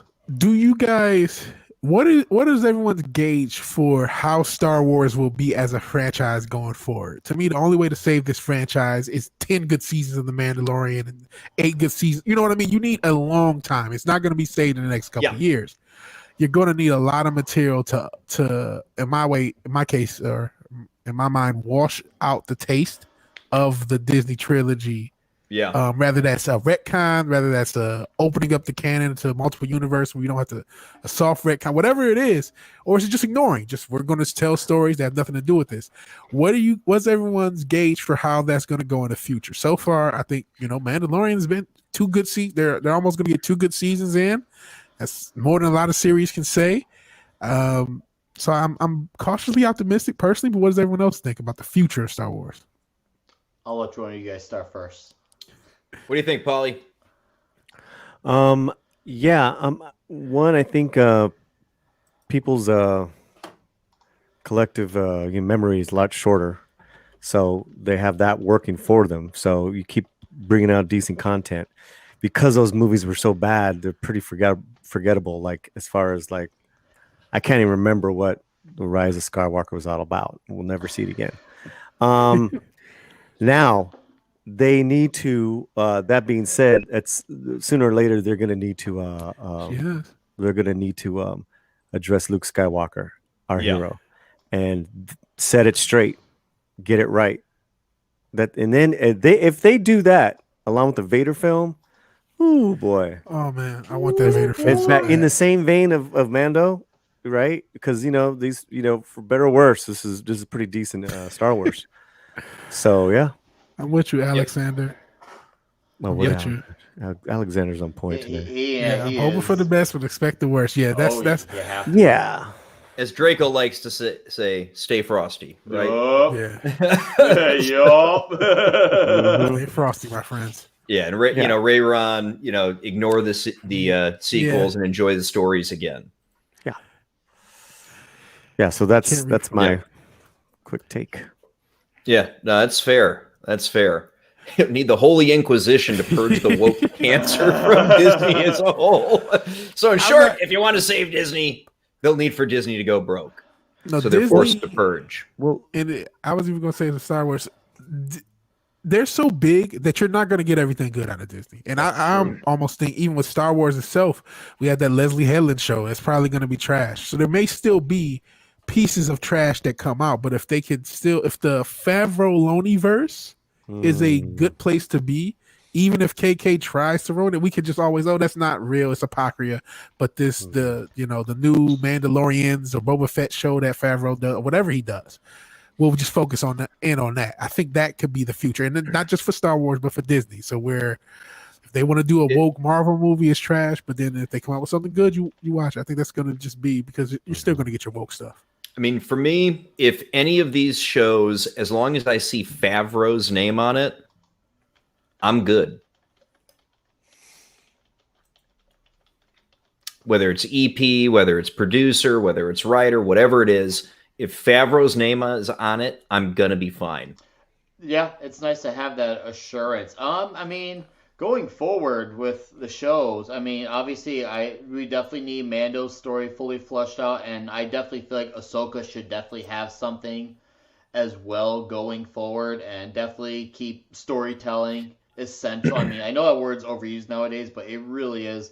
Keeping story essential is very important in order to maintain at least the TV branch of Star Wars. Now, as far as the movies, I never watched The Rise of Skywalker, so I may be in better hands than others because I spared myself that pain and that $15 to $20 that others did. The only thing that could have spared me that tragedy was extra butter popcorn, but even then, I don't know if my extra butter popcorn would have saved me from that shit show. So yeah, sorry. What about butter Popeye's popcorn. chicken? Would that have saved you? No, not even Popeyes, man. Not Popeyes. If you not can sneak pizza. Popeye's chicken in, I don't know. Dude, I did a No, I Popeyes think video. We always give Nick shit about Popeyes because it was one of his first videos any of us ever saw. I did see Nick's frozen pizza review, and I was upset that the pizza wasn't good because I was looking for a good frozen pizza. Oh, dude, that's supposed to suck so hard. So Oh my god. I was mad at that pizza too. I was like, God damn it, we need a good frozen pizza, and it was trash. I just got hungry for sure. I was mad Well, with you because I got He a had food me at review coming popcorn. tomorrow. I got a food review coming tomorrow. All right, I'll this check it one's out. on the positive end. So Cool. Yeah, I'm actually not wait. mad this time. On the positive end, that doesn't sound like a good review. Which end is that? No, this is a very favorable. I was very satisfied with what I cooked up. It was very simplistic meal. I can't say all the details, but I'll just say one of the snacks. If you know WWE, it's a total slobber knocker. So that's one of the things. I'm anticipating it. Okay, like I said. Okay. Yeah, but anyways, back to Mando talks. I'll talk to you guys about food because I'll just do that for another 8 days. So, yeah. Once again, I spared myself from the Rise of Skywalker dumpster fire, so I'm happy, and I know I've aged better for it. I think because I haven't seen it too, and I know it's easier for me to accept. Yeah. Mando, where some people who saw that movie and saw that destroy their heroes, I think watching it is different. All I needed to see was that GIF of Luke throwing the lightsaber, and I was like, "Oh, I'm not watching this movie." And then I heard about it after when it came out. I saw that GIF, and I'm like, "Oh, I'm done." No, it's funny because one of my good buddies, he told me about like all these like quote unquote predictions about Rise of Skywalker. He told me about a month and a half before the movie came out. I'm like, I'm gonna hold you to this to see what comes true. And over 90% of what he predicted was right. And the one part he was wrong about, it ended up being even worse than what he predicted. The leaks were real. Yeah, the leaks were real. Like I said, he was just wrong about one. And that one that he was wrong about it ended up being even worse. So I'm like, oh my god, how did they do that? But they did. It's like a fucking hold my beer contest. Like, oh, we can't get worse. Oh, don't you challenge me. We're gonna get worse, and you watch. But yeah, I mean, for me, that taste is definitely. I'm not as bitter, and I haven't seen Last Jedi since opening night in the theater, so that's already like a little bit of a distant memory. Man, can you think about it? 3 years have already passed by, and I didn't see Solo until a few days ago. That's how like sour. I've never taste seen Solo. I just saw it a few days ago, finally, because it was just one of those things. I was so like at the time caught up in the taste of the bitterness of Last Jedi. So, and luckily there was a little bit of time between Mando and Last Jedi. So I guess that helped me have that mental recovery a bit. So not to go over PTSD Star Wars style anymore, because now we're just like a therapy center for Star Wars fans. How can I help you guys? What are your fears of this? Like, what did you have any bad dreams? Like, what size straight jacket do you take? What are the symptoms? What medication should we put you on to make you feel better? But yeah, I mean, I feel like the more people try to tune that, I understand easier said than done. The more people try to tune that out, it should help. And obviously, the show's got to do whatever it takes to not acknowledge those movies. All right, I'll shut up now. You gentlemen take over. So, Vigilante, what are you thinking about the Beskar staff versus the Darksaber? So, it's funny. I didn't really like the Beskar. I didn't hate the Beskar staff, as my mask tries to eat my face. I didn't hate the Beskar staff, but I don't know. it made a cool sound, but it doesn't look that imposing. It looks like what it is, a big metal stick. So it doesn't have a visual like coolness to it. It just looks like a big metal stick. But it was cool. And I think I also said that the magistrate didn't look great holding it. So hopefully Mando looks a little bit more, I'm sure he will, but looks better actually fighting with it. But it was cool. I still think it's hilarious that, man, the Beskar is clearly so expensive, but Mando's broke. So it's like riding around with these like I love your take on that, man. Like, he was in the space platinum chain in his hoopty spaceship, but he was just barely able to like feed his kid. Yeah, barely able to feed his kid. It's like his priorities are so jacked up. Just take your kneecap and you'll be able to, No, but you know what's funny? You say that because I was like, oh man, get your shoulder pad back. Get your shoulder pad. Because remember, she threw on the ground. I was thinking that too. Like, that's a grip. That's a grip. Yeah. If he's going to go toe to toe with somebody with that staff, though, he better damn well kill the guy instead of dancing around and screaming at him like he did in Game of Thrones. Well, I don't remember. Otherwise, we're going to be losing some eyes. Yeah. Yeah, we don't need in regards to the the handling of that Mark staff. In regards to the whole handling of that I think because Diana Lee Inosanto is a highly trained martial artist, so maybe the thing that I can't imagine that prop is that heavy, and if it's heavier than what she's used to, like a wood staff, then maybe she was, I thought she looked okay. I thought she looked proficient, but maybe it was weighing her down, Well, Beskar is supposed to be really, really lightweight. It's lightweight. It's kind of like aluminum, but yet so dense and powerful that so she should be able to wield it pretty easily. All right, guys. Hello. Yes. Hi. I'm just letting you know I'm gonna be hi. Where's Draco? We have to get Draco's hi. You might. Hi, Nick. Let me tell you about Pioneer Chicken. I literally a few hours ago had the spicy chicken sandwich from Popeyes. No bullshit. I got the receipts literally to back that. What's funny? I did too. Oh, yeah. Actually, I'm such a slob. It's right in front of me, I think. Yeah. Literally. Literal receipt. Right. All right. I got to bow out. I'm going to be hopping on in a few minutes. I got to get some water in me, and I'm going to join up on the Mandalorian Roundtable with Chris Knight and Comics Division and others. But I just want to give my thanks to Jake D for having me on as always. And Vigilante, nice to actually see you in motion and chat with you. You got a really great take on things, and of course, I love the get up. This is Thanks, amazing. Man. I'm gonna look at your videos tonight, and I'm just gonna dive right in. It's gonna be beautiful. But yeah, 32 flavors of Nickweiser, or if you want to get technical, the / Nick's Toxic Waltz. I got food video coming this week, one tomorrow, and then I got an album review a few days later, and of course, like many other nerds, reviewing The Mandalorian because fucking nerds. So, yeah, and hails to the chat. You guys are popping. Keep that shit up while I'm gone. Make good for Jake D and the crew. And hail to all you guys as well. So, yeah. Well, we appreciate you popping in, Nick. Absolutely, man. It was a good time, and thank you for coming in as always. And, take it easy on the Popeyes. I can't promise anything. Later, brother. All right, later, guys. Later, boy. Take care of yourself. Man, that's pretty funny. Yeah.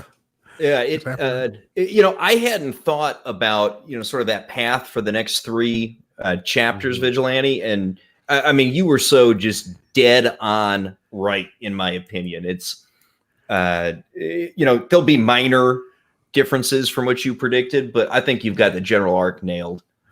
Yeah, I don't mean that just seems like what it's set up for. It could be a sort of twist, but that just feel like what it's set up for. That he's going to kidnap, because why else would they have had the scene where the tracker's on the Razor Crest? Which Right. hasn't been paid off yet. Has not been paid off. So there has to be some payoff. And that just seems like what it is. They'll meet at that planet.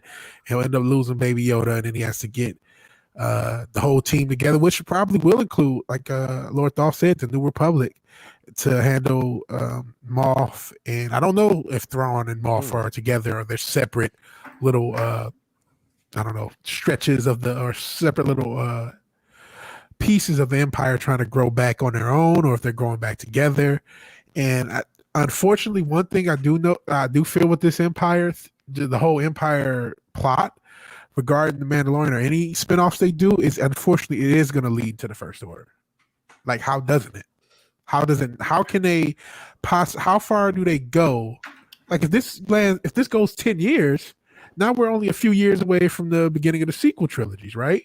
So it's like you're going to have to get into the First Order. That's the one bottleneck with the Empire storyline, is I don't know how do you avoid the First Order. Well, go ahead, Paulie. Well, right, you're right, because they've already mentioned Thrawn. So this is, and I said this earlier, this is the exact same time that Heir to the Empire trilogy begins. So do you dabble in that? But I think we're a little bit away from the First Order. Yeah, I see what you're saying. It may have been Snoke, though. Who knows? Could have been. It could have been. I think they've been messing with clone. Well, you know what? That's what was that, book 3 or book 2 of Heir to the Empire, where they're Joruus C'baoth, you mean? Where homies, Yep. book 2. Joruus C'baoth was that Dark Jedi, right? That's right, because the Katana fleet. He was supposed to lead the Katana fleet, and then that's how he got captured and became that Dark Jedi. That's right. I wonder if they're going to go that route. If that's what Snoke is supposed to be taking the place of.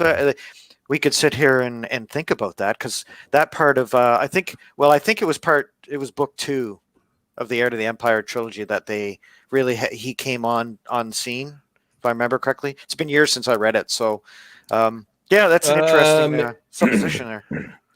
Yes, I think it was book 2 that he came in. It's been a while since I've read him, but it was Dark Force Rising, if I remember right. Yeah, well, that's when they got the Katana fleet. Yeah, Dark Force. And they found C'baoth at the Emperor's storehouse when they popped out there. No, it would have been in the first book, because he had to go get the Salamiri to block the Force before they went in. Right, because that's where we get introduced to Mara Jade. Yes. Oh, yeah. But let me ask you, Vigilante, because, what you just laid out is kind of like, all right, I could totally see that happening. But how about a zinger? How about something totally out of left field? Like a Luke Skywalker connection or appearance, or something left field like that. I've wondered about a Luke Skywalker appearance. I feel like they could get away with one. Hell, they could really. I mean, it sucks that Solo sucked, right? Because you could almost have all 3 of the their younger selves appear, because as far as the canon goes, everything should be hunky dory right now with them, right? They shouldn't, because Ben, as far as Han and Leia, they didn't break up until Ben became evil, and he had to be an adult and grown for that to happen. So everybody should be all together, part of the New Republic. So if that would be cool to have a Luke cameo, who I think needs the most. He needs it. We need to see Luke Skywalker cool again, make Luke great again. You know what I mean? So we do need some visual. Unfortunately, MLGA, I can get behind that. We need some visual. We need to see Luke in a dominant, masculine, cool way. Unfortunately, you would have to do a new actor, because Hamill's too old unless you do that de-aging. Stan, man. You could. I've heard that a lot. You could. I mean, or you could try to do what they did with the Irishman and do the terrible de-aging thing. No, I don't think that's that. I don't think that's good. Yeah, I'd rather do Sebastian Stan, maybe the guy who played Solo, and someone else is Carrie Fisher, just to if you want to have all the 3 of them in a scene. Because I remember, I don't know if you guys remember the Doomcock rumor where he said that scene was supposed to be in the fall of Soy Woker, and then the evil Empire took it out, basically. And so I still kind of I would love something towards that since we never quite got it. And maybe that's Get just the me. three being of 'em. It was personal. filmed. It was filmed, yeah. Yeah. But we still know how his story ends. Yeah. I haven't had a chance to Yeah. chime in on what I think could fix Star Wars, and I'll be honest, it's not as bad a shape as Star Trek and Doctor Who right now because they're not. just write-offs now. So this here show has really put Star Wars back on the map.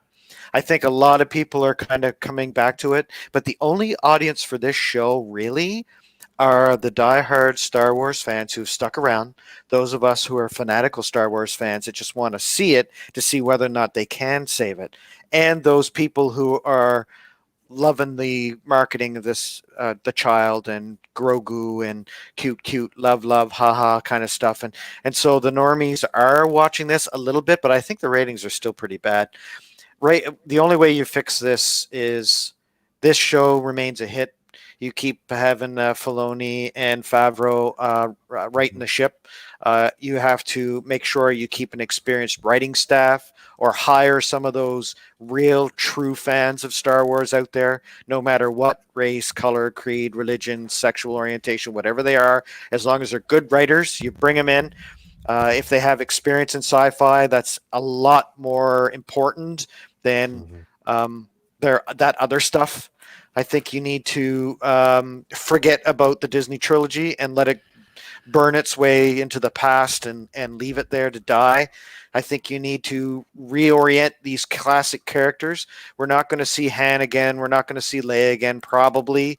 I don't think they'd have to recast, obviously, for Leia's case, but I think that it's better for Star Wars if they try to avoid those characters. As much as I'd like to see Luke the way he should have been written, I don't know if we're going to get that, honestly, because I don't know if they're going to feel that they can touch that without pissing us all off.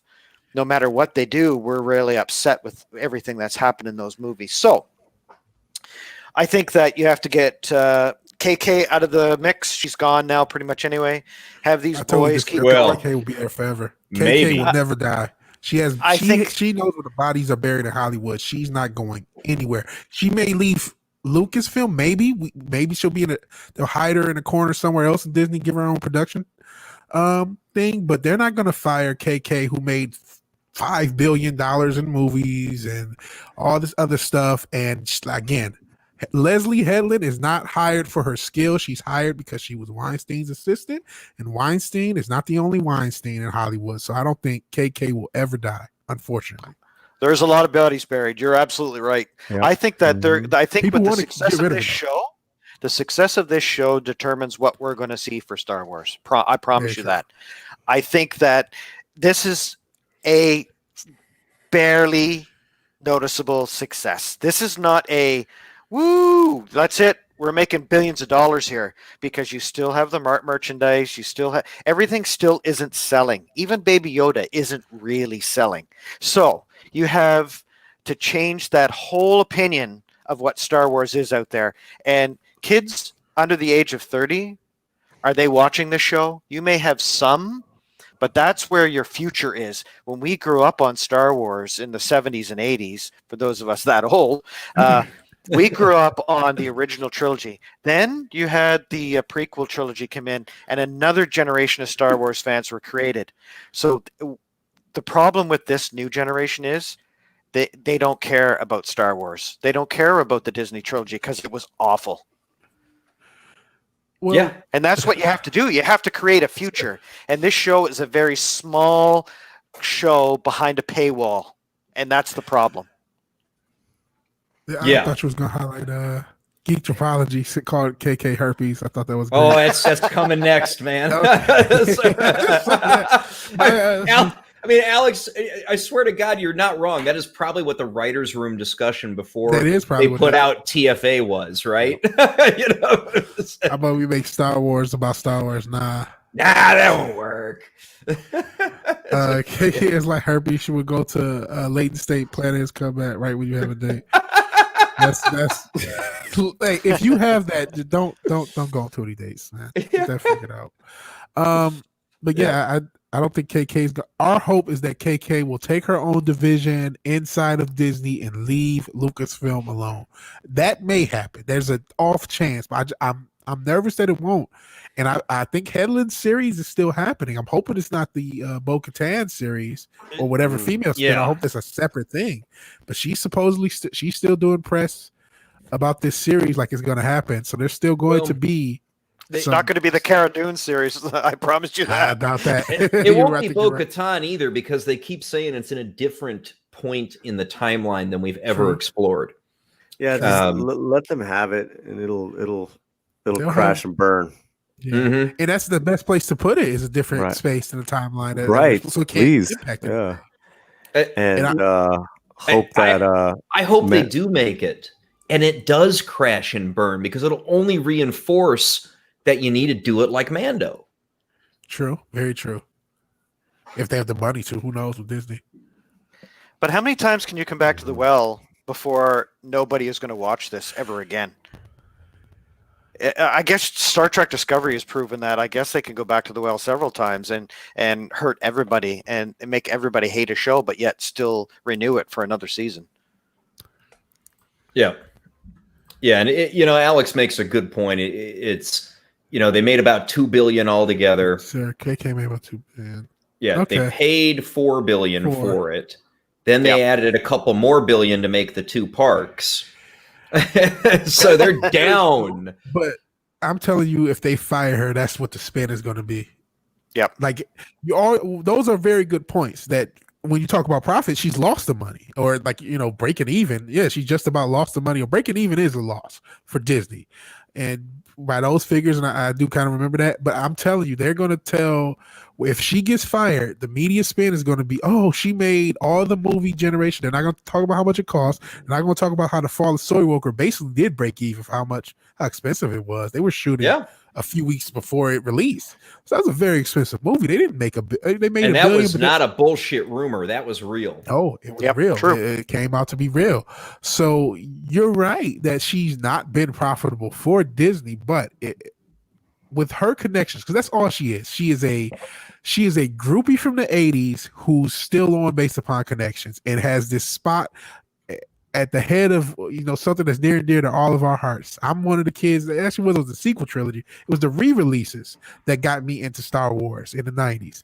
And that's what this is. It's something that all of us care about, but she's at the head of it, and I don't see her going anywhere. I think she's there. Part of the reason she's there is the spin. They're so afraid of, if we fire this woman who's been ahead of this franchise, they're just going to look at the box office receipts. They're not going to say, everyone hated The Last Jedi. It still made $1.8 billion. Even The Fall of Soy Walker it's going to be the last $1 billion movie for a while. It's going to be The Fall of Soy Walker. Or the Fall of, what's it actually called? The Rise of Skywalker. I've been saying this so much, I forgot the actual title. That's going to be one of the last $1 billion movies. So once she gets fired, if she gets fired, that's going to be the spin. They fired this woman who has the last $1 billion movie for Hollywood. Doesn't matter that they only broke even. That's not what is going to get reported. Yeah. Yeah. So, I agree with you, but you're not wrong. You're not wrong. And I am a bit black pill, so I am a pessimist. So as I say all these things, I hope I am wrong. I hope to God I'm wrong. But I'm a naturally pessimistic person. Yeah, the SJW press, they're God. I mean, what did Leslie Headland call her? I mean, she does look up to Kathleen Kennedy genuinely. Yeah, it's very creepy. I mean, Nano Reaper. I mean, I do not wish ill on anybody. No. But in terms of the way things could play out for the future of the franchise, and frankly, everybody to save face. I mean, other than for Kathleen, that's kind of like a best case scenario. Yeah, I mean, really, like everybody could get out of it with their dignity. You know what I mean?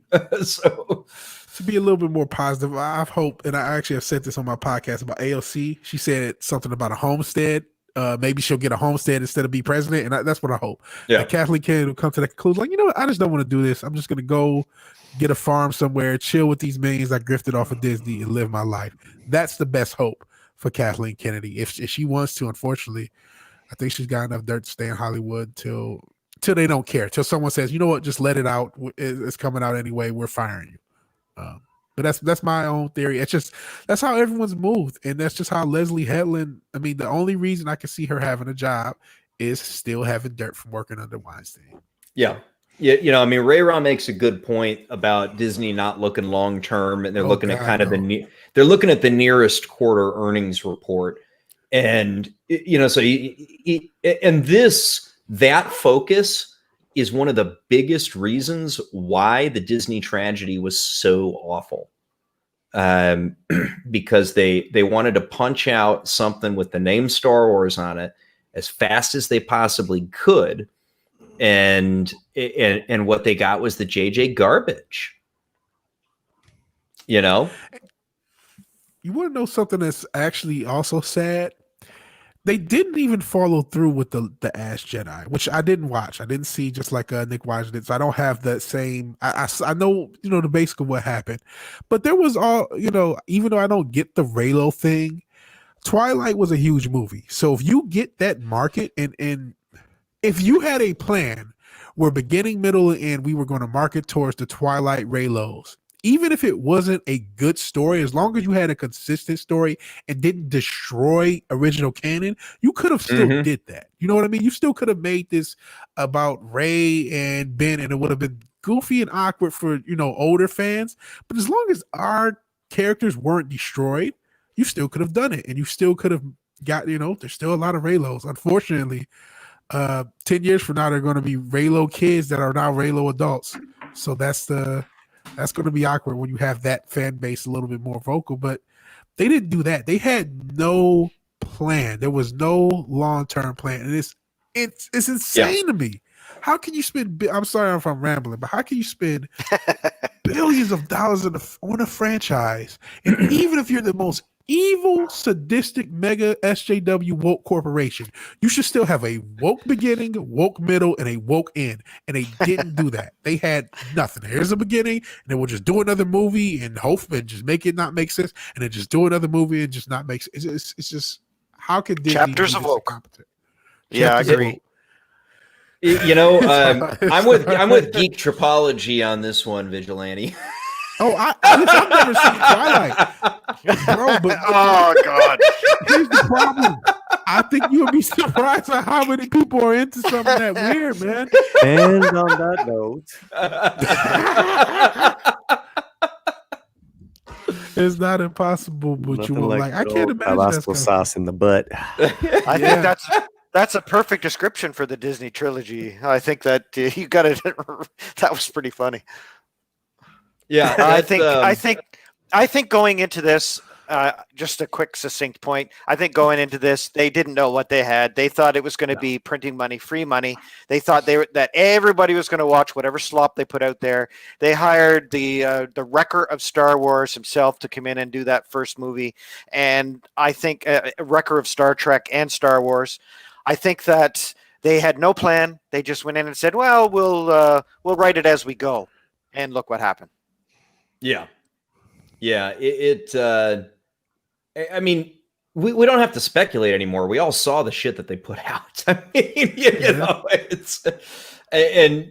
V-Dub, I mean, you're exactly right, man. It was, if this thing was going to be a woke fest, there should have been a woke beginning, a woke middle, and a woke end. And there was no beginning, middle, and end at all. There was a lot of something, a lot of lens flares and a lot of explosions, but it wasn't Star Wars. And yet, I mean, to loop it back around though, I mean, we started going down talking about this because there's more series coming, right? We've got Mando.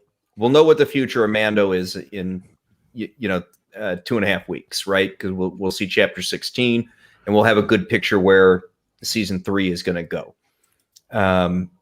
And where they're coming from there, whether it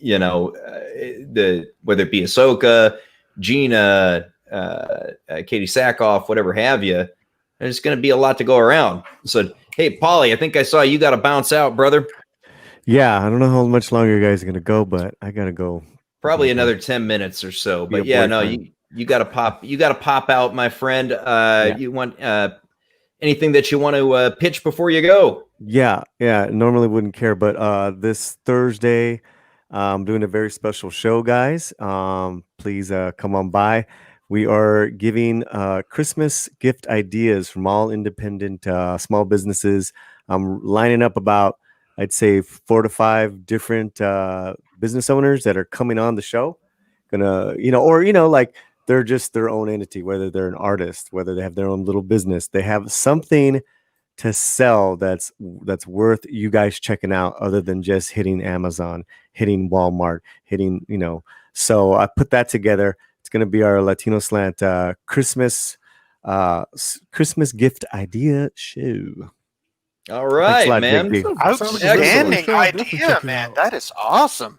Yeah, I'll definitely check it out. Maybe that's what that's what we do. We got to support each other. Together Absolutely. we rise. We rise together. Yeah. 10-4. So thanks everyone. Thanks Jake D. Have a good rest of your Sunday. All right, Thanks for Paulie. popping in, Paulie. Take care, man. Always cool streaming with you, man. Peace. All right. Oh boy. Final four. There you go, man. I think we'll give her Fantastic Four. Amber Heard, apparently. Draco gets to be Sue. Yeah. Yes, Amber Heard. Did you guys hear about that story that Amber Heard is supposed to be Sue in Fantastic Four? I just heard about her popping into a new Pirates show recently, but not nothing about the Fantastic Four. There's a talk about her as a Fantastic Four. If they do that, I'm just not going to watch. That's fine. I won't either. I won't even sail the 7 seas for that one. No, I'm not doing that. And I never understood Amber Heard at all. She can't act. I didn't even know who she was until she cut off Johnny Depp's finger. I didn't know who she was. I had no clue. I mean, I didn't really. I kind of saw Aquaman. I didn't really, and I didn't really pay any attention to her. The funny thing is that my wife and we watched Aquaman, and my wife liked Aquaman for some reason. I can't quite figure out why. I don't think it was Amber Heard. No. Hey, if you're willing to hit those steroids and get the gym lord off, maybe your wife can like you just as much as Yeah, I spend lots of time in the gym, and I don't look like that. I might need to I think you need a little extra help to look some like vitamin that. C, some vitamin D. Some what they used to call that there cell tech, some vitamins. Yeah, little HGH. Little vitamin S might help. Yeah, exactly. Yeah. All right, guys, let's go around, do some final thoughts, and we'll shut her down for the night. Lord Thoth, what do you got going for us, my friend? Well, got the channel up and running now. I'm thinking about doing some videos if work lets me alone for a couple of hours this week. So check that out. Thanks for inviting me on. Great to see you, VW. It's awesome always to talk to you. I love your take, and I think we're in agreement on 99% of it. So yeah, well done. And so this is always a blast, and thank you very much for letting me come on and share my thoughts.